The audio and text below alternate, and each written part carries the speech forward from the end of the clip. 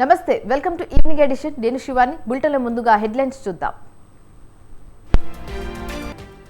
CEO Vikas రాజును కలిసిన Raghunandan Rao. Medak BRS అభ్యర్థిని డిస్క్వాలిఫై చేయాలని ఫిర్యాదు.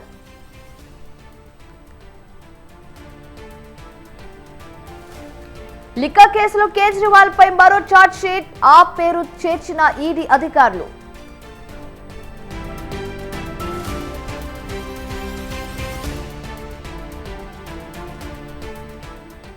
తమిళనాడు కుర్తాలం జలపాతంలో పెరిగిన వరద. నీటి ప్రవాహంతో కొట్టుకుపోయిన 16 ఏళ్ల బాలుడు. లాభాల్లో ముగిసిన స్టాక్ మార్కెట్లు. సెన్సెక్స్ 250 పాయింట్ల లాభం.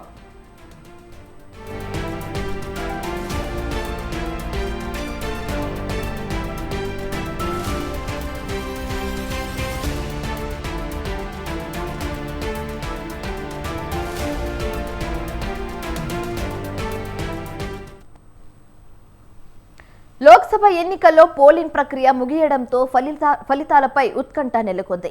ఏ పార్టీకి ఎన్ని సీట్లు వస్తాయి, ఎంత మెజారిటీతో విజయం సాధిస్తారన్న టాక్ రాజకీయ వర్గాల్లో జోరుగా రచ్చకసాగింది.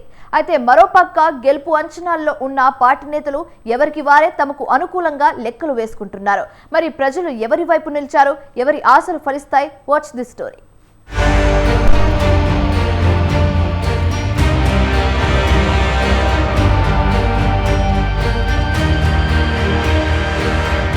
తెలంగాణలో 17 పార్లమెంట్ స్థానాలకు ఎన్నికలు జరగగా ఆదిలాబాద్ సెగ్మెంట్ లో బీజేపీ, బీఆర్ఎస్, కాంగ్రెస్ లు హోరాహోరీగా తలపడ్డాయి.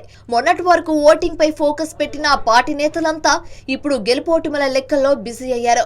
ఎక్కడ ఎంత పోలింగ్ శాతం నమోదైంది, అనుకూల ఓట్ల, వ్యతిరేక ఓటింగా అన్నది బేరీజు వేసుకుంటున్నారు. ఇక ఆదిలాబాద్ లో గతసారి కంటే ఈసారి దాదాపు 2.5% పోలింగ్ పెరిగింది. 2019 ఎన్నికల్లో 71.42% నమోదు కాగా ఈసారి 74.03% పోలింగ్ నమోదైంది. దీంతో పెరిగిన ఓటింగ్ తమకు అనుకూలమా, ప్రతికూలమా అన్నదానిపై కాంగ్రెస్ నుంచి సీఎం రేవంత్ రెడ్డి, సీతక్క, బీఆర్ఎస్ నుంచి కేసీఆర్, కేటీఆర్, బీజేపీ నుంచి కిషన్ రెడ్డి, బండి సంజయ్లు ఆరా తీస్తున్నారు.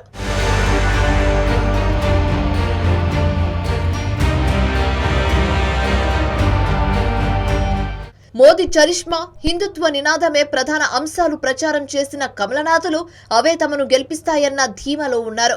నిర్మల్, ముథోల్ నియోజకవర్గాలలో బీజేపీ సంపూర్ణ ఆధిపత్యం సాధిస్తుందని, అలాగే బీజేపీ ఎమ్మెల్యే ఉన్న ఆదిలాబాద్, సిరిపుల్లో సైతం మెజారిటీ ఖాయమని భావిస్తున్నారు పార్టీ శ్రేణులు. కొన్ని సామాజిక వర్గాలను మినహాయిస్తే మిగిలిన అన్ని వర్గాలతో పాటు యువతలో వచ్చిన మార్పే తమను గెలిపించి తీరుతుందన్న గట్టి నమ్మకంతో ఉన్నారు. ఇక మరో పార్టీ అయిన కాంగ్రెస్ తామే అధికారంలో ఉండడం కలిసి వస్తుందని రాహుల్ గాంధీ, రేవంత్ రెడ్డి ప్రచారంతో ఓటర్లు భారీగా తమకే ఓటు వేసి ఉంటారన్న ధీమాలో ఉన్నారు. ఆసిఫాబాద్ నియోజకవర్గంలో భారీగా, ఆ తర్వాత సిర్పూర్, ఖానాపురంలో కొంత ఆధిక్యతం వస్తుందని ఆశపడుతున్నారు. శాసనసభ ఎన్నికల్లో నిర్మల్, ముథోల్ నియోజకవర్గం 3వ స్థానానికి పరిమితం కాగా ఇప్పుడు అదే సెగ్మెంట్ మొదటి స్థానంలో లేదా 2వ స్థానంలో ఉంటుందని భావిస్తున్నారు.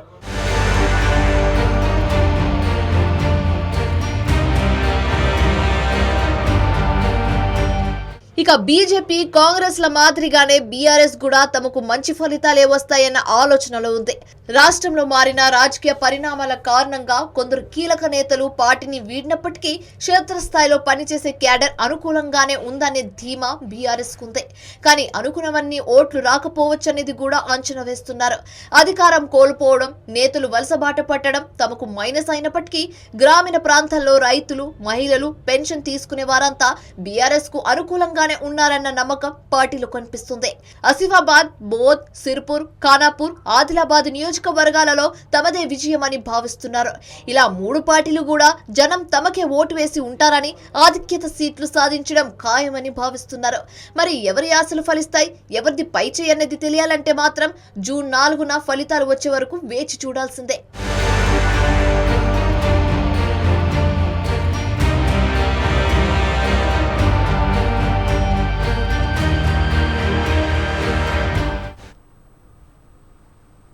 ఉమ్మడి ఆంధ్రప్రదేశ్ నుంచి వీడిపోయి తెలంగాణ ప్రత్యేక రాష్ట్రంగా ఏర్పడి జూన్ 2 నాటికి 10 ఏళ్లు పూర్తవుతుంది.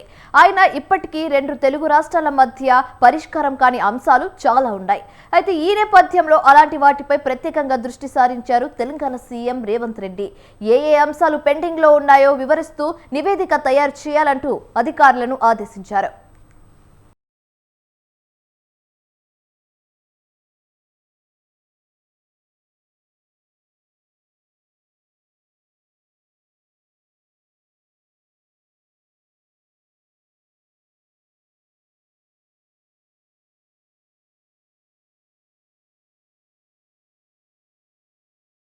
కావాలి, మా రాష్ట్రం మాకు రావాలి అంటూ గొంతెత్తిన యావత్ తెలంగాణ సమాజం ఆకాంక్షలు పూర్తి స్థాయిలో నెరవేరి స్వరాష్ట్రం సిద్ధించిన రోజు జూన్ 2, 2014. అధికారికంగా తెలంగాణ రాష్ట్రం ఏర్పాటై త్వరలోనే 10 ఏళ్లు పూర్తి కాబోతున్నాయి. ఈ తరుణంలో మరోసారి రెండు రాష్ట్రాల మధ్య ఇంకా పంపకం కాని ఆస్తులు, అపరిష్కృతంగా ఉన్న అంశాలు మరోసారి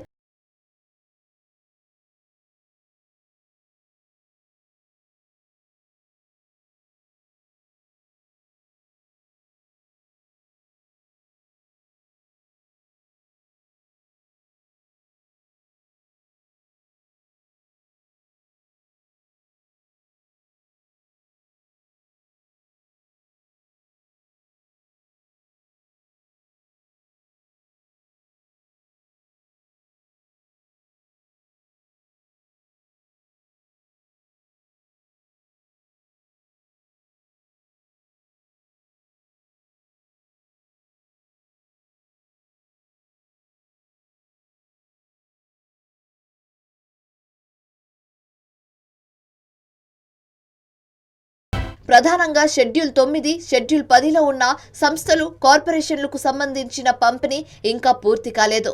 ఇందుకు ప్రధాన కారణం వీటికి సంబంధించిన పలు అంశాలపై రెండు రాష్ట్రాల మధ్య ఏకాభిప్రాయం కుదరకపోవడమే. అలాంటి వాటిలో ప్రధానమైనది విద్యుత్ సంస్థల బకాయిలు ఇంకా తేలలేదు.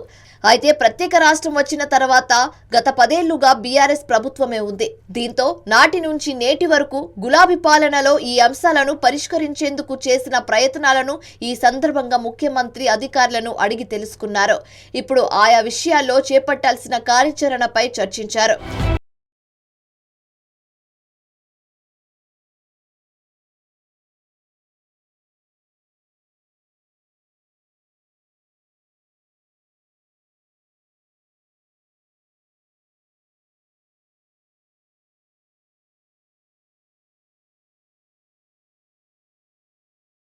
తెలుగు రాష్ట్రాలు సామరస్యంగా పరిష్కరించేందుకు వీలైన మరికొన్ని అంశాలను గుర్తించారు. ప్రత్యేకించి ఉద్యోగాల బదిలీలు ఇందులో ముఖ్యమైనవి. ఈ అంశాల్లో రెండు రాష్ట్రాల మధ్య సయోధ్య కుదిరిన వాటిని వీలైనంత త్వరగా పరిష్కరించాలని, పీట ముడిపడిన వాటి విషయంలో తెలంగాణ రాష్ట్ర ప్రయోజనాలను కాపాడే విధంగా తదుపరి కార్యాచరణ చేపట్టాలని ఈ సందర్భంగా ముఖ్యమంత్రి రేవంత్ రెడ్డి అధికారులు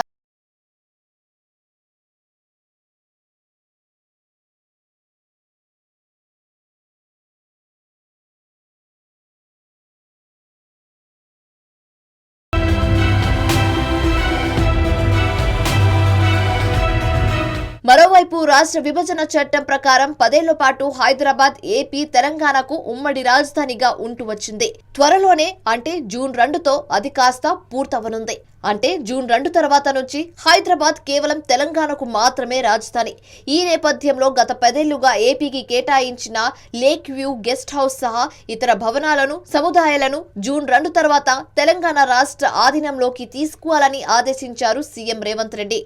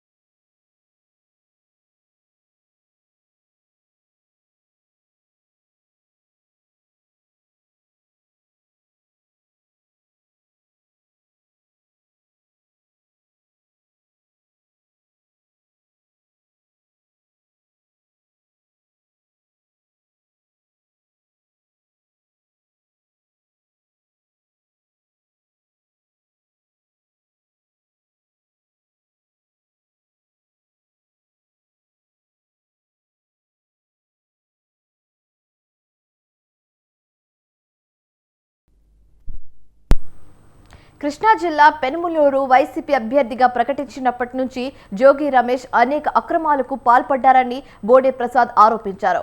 ఇబ్రాహీంపట్నంలో నివాసం ఉన్న రమేష్ కుటుంబ సభ్యులకు పెనుమలూరులో ఓటు హక్కు ఎలా వచ్చిందని ప్రశ్నించారు. మైలవరం, పెడన, పటమట నుంచి రౌడీ షీటర్లను దింపి ఓటర్లను భయభ్రాంతులకు గురి చేస్తున్నట్లు బోడే చెప్పారు. జోగి రమేష్ ని చూసుకొని టీడీపీ శ్రేణులపై దాడులు చేసిన వారికి వడ్డీతో సహా చెల్లిస్తామని బోడే ప్రసాద్ హెచ్చరించారు. అయితే టీడీపీ కూటమి అధికారం చేపడుతుందని ధీమాగా చెప్పారు. నువ్వు ఎంత నీచుడువైనా ఈ రోజు చెప్తా ఉన్న నియోజకవర్గంలో జోగి రమేష్ అనుకుంటున్నాడు, కానీ స్వయాన ఆయన బంధువులు ఆయన కమ్యూనిటీలో కూడా అందరూ కూడా తెలుగుదేశం పార్టీలో ఉన్నారు. తెలుగుదేశం పార్టీకే ఓట్లు వేశారు. ఏదో బంధుత్వం మాయ మాటలో మాయ కబుర్లో చెప్పినంత మాత్రాన ఎవరైనా ఒకళ్ళిద్దరు ఏమన్నా పోయారేమో, కానీ 60-70% మంది తెలుగుదేశం పార్టీకి అండగా ఉన్నారు. దీంట్లో ఎటువంటి అనుమానాలు లేవు. ఏం పని నేను నా బూత్లోనేమో ఏమన్నాడండి, బూత్లో ఏం తిట్టాడు మిమ్మల్ని, నా కొడక ఏంటి, ఆడికేం పని, ఆడేవుడు అసలు అడగడానికి ఏదైనా ఉంటే పోలీస్ ఆఫీసర్ అడగాలి, పోలింగ్ సిబ్బంది బయటికి పంపించాలి. ఎవడు ఈ కొత్తపల్లి రాజశేఖర్, ధనశేఖర్ పోలీస్ సిబ్బందికి తెలవదా వీళ్ళు బయట నుంచి వచ్చిన రౌడీలని? వాళ్ళ నియోజకవర్గాల్లో వాళ్ళ పార్టీకి పని చేసుకోవడం చేత కదా. పెనలూరు నియోజకవర్గంలో ఏం పని వీళ్ళకి? ఆర్కేకి నువ్వే కులానికి పుట్టావురా, ఎవడికి చేస్తున్నావురా? రామకృష్ణ, మాధు రామకృష్ణ ఏం మాట్లాడినాయి? కులమంతా జోగి రమేష్కి వేయాలా? నువ్వు ఎంత నీచుడువైనా ఈరోజు చెప్తా ఉన్నా. ఢిల్లీ మహిళా కమిషన్ చైర్పర్సన్, రాజ్యసభ సభ్యురాలు స్వాతి మలివాల్ పై దాడికి నైతిక బాధ్యత వహిస్తూ ఢిల్లీ ముఖ్యమంత్రి కేజ్రీవాల్ రాజీనామా చేయాలని బీజేపీ మహిళా మోర్చా డిమాండ్ చేసింది. మహిళా మోర్చా ఆధ్వర్యంలో అరవింద్ కేజ్రీవాల్ అధికార నివాసం ఎదుట నిరసన ప్రదర్శన చేశారు. ఓ మహిళా ఎంపీకే రక్షణ లేదా అని నిలదీశారు.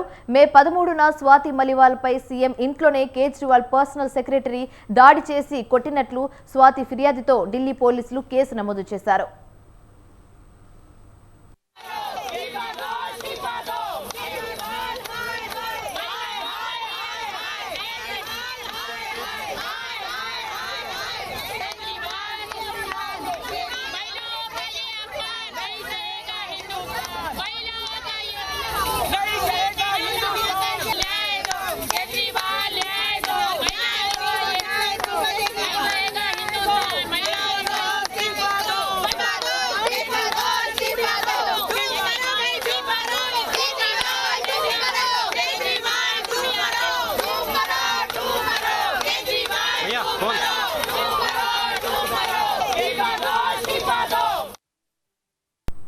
తమిళనాడు తెన్కాశీలోని పాత కుర్తాలం జలపాతంలో వరద ఉధృతత ఒక్కసారిగా పెరిగింది. వరద పెరగడంతో కుర్తాలం జలపాతం ఉప్పొంగింది. నీటి ప్రభావం పెరగడంతో పర్యాటకులు పరుగులు తీసి ప్రాణాలు దక్కించుకున్నారు. ఒక్కసారిగా పెరిగిన వరద ఉధృతతతో నీటి ప్రవాహంలో పడి 16 ఏళ్ల బాలుడు అశ్విన్ కొట్టుకుపోయాడు. బాలుడి కోసం గాలింపు చర్యలు కొనసాగుతున్నాయి.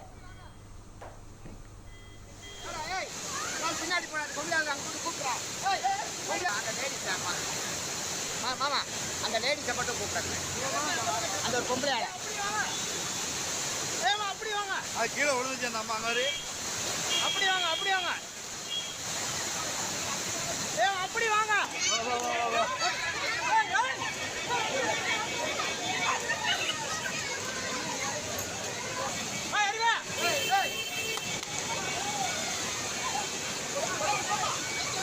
ஏமா இங்கிட்டு வாங்க, அப்படி ஆளோ ஏமா ஏமா அப்படி வாங்கம்மா, அப்படி வாங்க.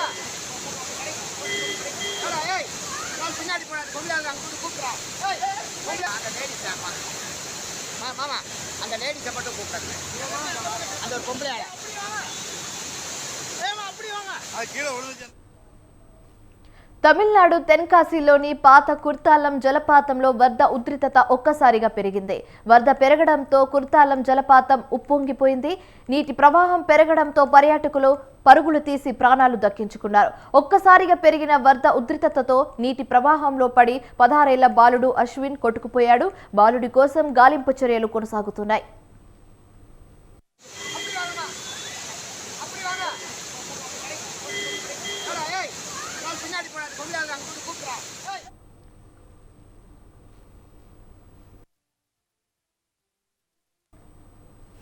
తెలంగాణ వ్యాప్తంగా లోక్సభ ఎన్నికలు ముగిశాయి. అభ్యర్థుల భవితత్వం అంతా ఈవీఎంలలో భద్రంగా దాగుంది. అయితే భారీ స్థాయిలో కొన్ని చోట్ల నమోదైన పోలింగ్ విషయంలో రాజకీయ పార్టీలు ఎవరి లెక్కలు వారు వేసుకుంటున్నారు. ఈ పరిస్థితిలో అందరి దృష్టి నెలకొన్న పార్లమెంట్ స్థానం మెదక్. మరి ఇక్కడ గెలుపు విషయంలో పార్టీల లెక్కలు ఎలా ఉన్నాయి?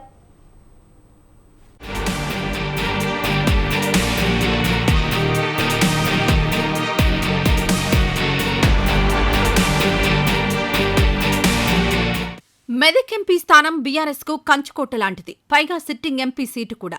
ఇలాంటి చోట గెలుపు అన్ని పార్టీలకు, ప్రత్యేకించి బీఆర్ఎస్ కు అత్యంత ప్రతిష్టాత్మకమైందనే చెప్పడంలో ఏమాత్రం సందేహం లేదు.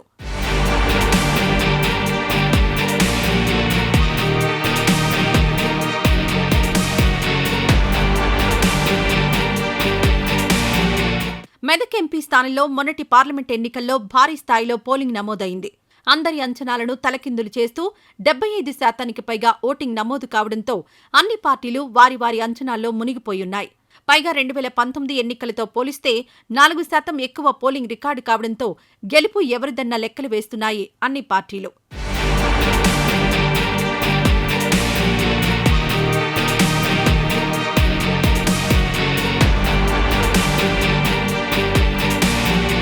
నిజానికి మొన్నటి అసెంబ్లీ ఎన్నికల్లో దెబ్బతిన్న బీఆర్ఎస్ పార్టీకి ఈ ఎంపీ ఎన్నికలు చాలా ప్రతిష్టాత్మకమైనవి.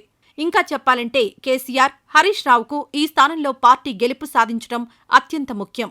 2004 నుంచి 2019 వరకు ఇక్కడ 5 సార్లు ఎన్నికలు జరిగాయి.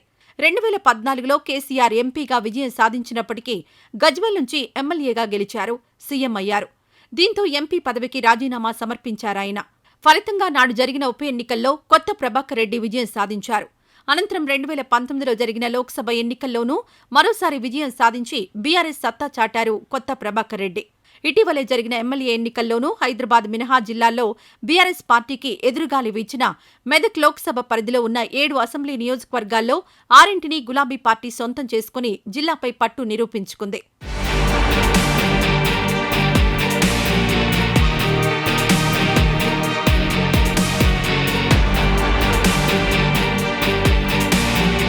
అటు మాజీ మంత్రి హరీష్ రావు ప్రాతినిధ్యం వహిస్తున్న సిద్దిపేట కూడా ఈ లోక్సభ స్థానం పరిధిలో ఉండడంతో గులాబీ శ్రేణులు రెట్టించిన ఉత్సాహంతో పనిచేశాయి. ఒకానొక దశలో మాజీ సీఎం కేసీఆర్ స్వయంగా పోటీ చేస్తారని ప్రచారం సాగినా చివరకు మాజీ ఐఏఎస్ అధికారి వెంకట్రామరెడ్డిని బరిలో నిలిపారు. ఇటు కేసీఆర్, అటు హరీష్ సహా ఇతర నేతలు ప్రచార పర్వంలో దిగారు. మెదక్, సిద్దిపేట, నర్సాపూర్, పటాన్చెరు, సంగారెడ్డి అసెంబ్లీ పరిధిలో భారీ సభలు, రోడ్ షోలతో ప్రజలను ఆకట్టుకునే ప్రయత్నం చేశారు.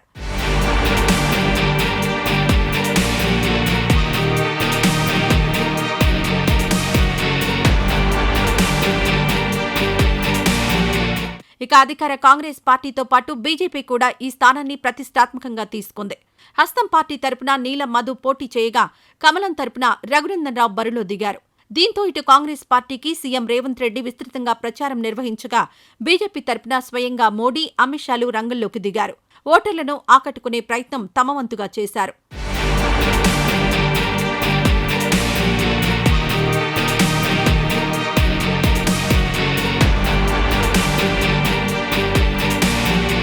ఇతర నియోజకవర్గాలకు భిన్నంగా బీఆర్ఎస్ ఈ స్థానంలో బలంగా ఉండడంతో ఇప్పుడు అన్ని పార్టీలు ఓటింగ్పై పోస్ట్ మార్టం నిర్వహిస్తున్నాయి. బూత్ల వారీగా పోలింగ్ వివరాలను, ఆయా అసెంబ్లీ స్థానాల పరిధిలో పరిణామాలను, అనుకూలతలు, ప్రతికూలతల ఆధారంగా ఓటర్లు ఎటువైపు నిలిచారు, ఎవరికి హ్యాండ్ ఇచ్చారు అని అంచనాకొస్తున్నారు. ఇప్పటికే ప్రాథమికంగా అన్ని పార్టీలు ఓ అంచనాకొచ్చినట్లు తెలుస్తోంది. సిద్దిపేట, గజ్వేల్, దుబ్బాకలో బీఆర్ఎస్ మెజారిటీ సాధిస్తుందని భావిస్తున్నారు. పటాన్చెరు, నర్సాపూర్లో స్వల్ప మెజారిటీ ఉంటుందని లెక్కలేస్తోంది గులాబీ పార్టీ. అదే సమయంలో సంగారెడ్డి, మెదక్, పటాన్చెరు, నర్సాపూర్, గజ్వేల్పై కాంగ్రెస్ పార్టీ ఆశలు పెట్టుకుంది. దుబ్బాక, గజ్వేల్, సిద్దిపేట, సంగారెడ్డి, మెదక్, పటాన్చెరులో తమకు పరిస్థితి సానుకూలంగా ఉందని కమలం చెబుతోంది.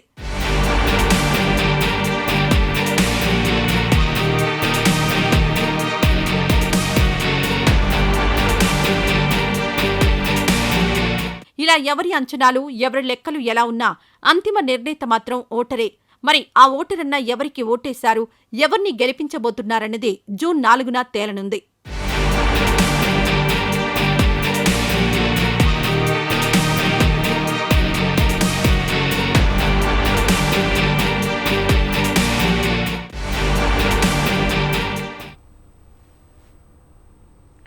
రానున్న 4 ఏళ్లలో ఐటీ రంగంలో విస్తృత అభివృద్ధి చేస్తామని రాష్ట్ర ఐటీ శాఖ మంత్రి దుద్దిళ్ల శ్రీధర్ బాబు హామీ ఇచ్చారు. హైదరాబాద్లోని హైటెక్స్ ఎగ్జిబిషన్ సెంటర్లో 2వ ఎడిషన్ ఐజీబీసీ గ్రీన్ ప్రాపర్టీ షోను మంత్రి ఉత్తమ్ కుమార్ రెడ్డితో పాటు శ్రీధర్ బాబు ప్రారంభించారు. సీఎం రేవంత్ రెడ్డి నాయకత్వంలో పెట్టుబడులు తెచ్చేందుకు కృషి చేస్తున్నామని శ్రీధర్ రెడ్డి అన్నారు. ఐటీ రంగంలో వేల కోట్ల రూపాయలు పెట్టుబడులు వస్తాయని చెప్పారు. నిర్మాణ రంగంలో ఉన్న హరిత భవనాలు పర్యావరణ పరిరక్షణకు ఎంతో ఉపయోగపడతాయని మంత్రి అన్నారు. హరిత భవనాల గురించి కొనుగోదారులకు నిర్మాణ సంస్థలు అవగాహన కల్పించాలని చెప్పారు. పౌర సరఫరాల శాఖ మంత్రిగా ఉన్నప్పుడు ప్లాస్టిక్ వినియోగ తగ్గించేందుకు ఆకస్మిక తనిఖీలు చేశానని గుర్తు చేశారు. కర్బన ఉద్గారాలు తగ్గించేందుకు ప్రతి ఒక్కరూ కృషి చేయాలని శ్రీధర్ బాబు పిలుపునిచ్చారు. Anybody doing business in Hyderabad will find us the most friendly government, transparent, friendly, efficient. We will be business friendly, we will be entrepreneur friendly, we will be transparent, and definitely whatever needs to promote investment, industries, IT, construction, real estate in Hyderabad, our government will be at the forefront of taking steps for that. I want to again and again assure through the media, through everybody in the state and the country, that our government intends to take Telangana and Hyderabad city to truly global levels, to create a real momentum in the construction industry, in the real estate and metro rail సదుపాయాన్ని అన్ని వైపులా నిర్మించేందుకు సన్నాహాలు చేస్తున్నామని మంత్రి కోమటిరెడ్డి వెంకటరెడ్డి తెలిపారు. ప్రపంచంలోనే number 1 సిటీగా హైదరాబాద్ను తీర్చిదిద్దుతామన్నారు. ఎవరు ఊహించని విధంగా పెట్టుబడులు తెచ్చి అభివృద్ధి చేస్తామన్నారు. రాష్ట్ర అభివృద్ధి కోసం త్వరలో సరికొత్త ప్రణాళికలు చేయబోతున్నామన్నారు.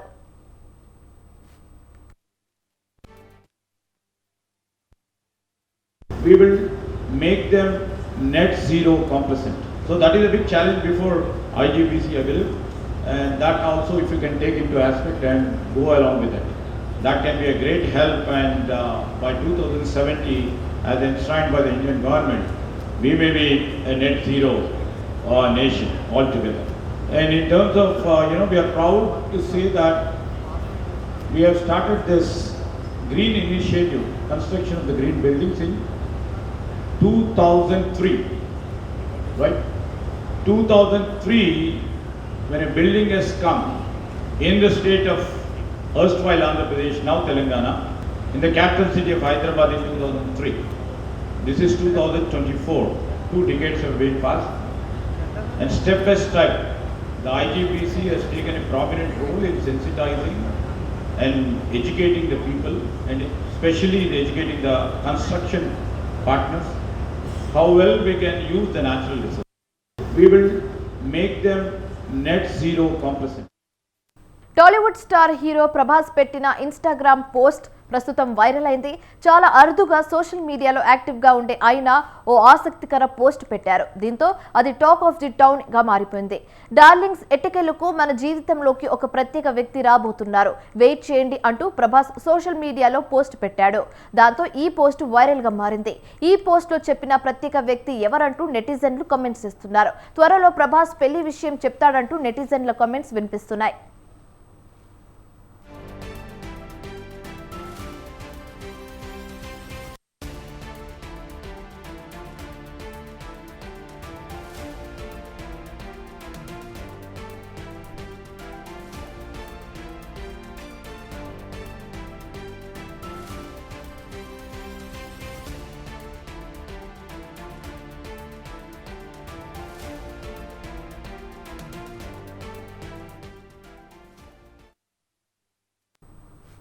ఇవి ఇప్పటివరకు ఉన్న updates. For more updates keep watching స్వతంత్ర న్యూస్.